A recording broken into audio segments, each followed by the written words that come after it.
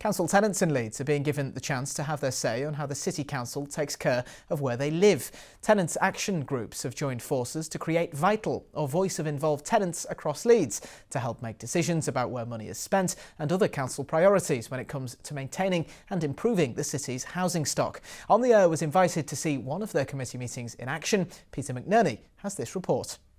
Hello everybody and welcome to the Vital meeting today. We've got to say thank you to the Council for the hospitality and for the loan of the room. Let's hope that all the meeting goes successful. And so begins another meeting of Vital, the voice of involved tenants across Leeds.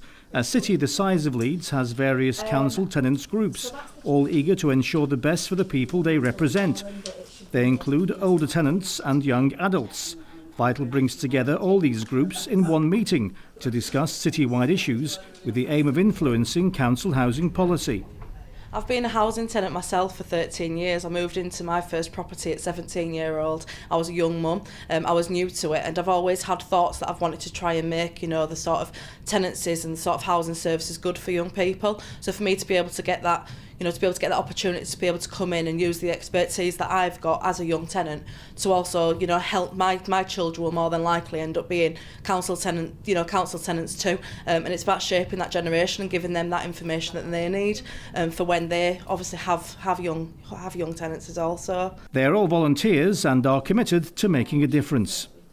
I'm really pleased that Vital has evolved.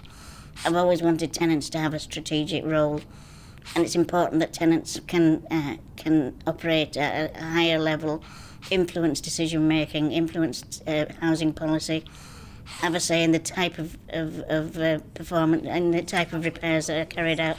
To have tenants involved can only work for the better, because if tenants are involved in the processes, in the discussions about how things happen, then it's a lot better, it's a lot more efficient, it's a lot more managed, and it's a lot more, and the tenants are much happier.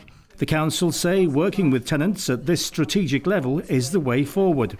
We appreciate that tenants are the ones that are living in the houses, and they're the ones that need to make the decisions and tell us what their needs are. We've been recently on training on restorative practice, and this is about us working with tenants and not doing to tenants. So again, working together as the council and the tenants to look at what changes we can make and doing things together. And there's room for more. The council keen to engage as many tenants as possible in the ongoing debate about how to manage and run their homes. For On the Air, I'm Peter McNerney.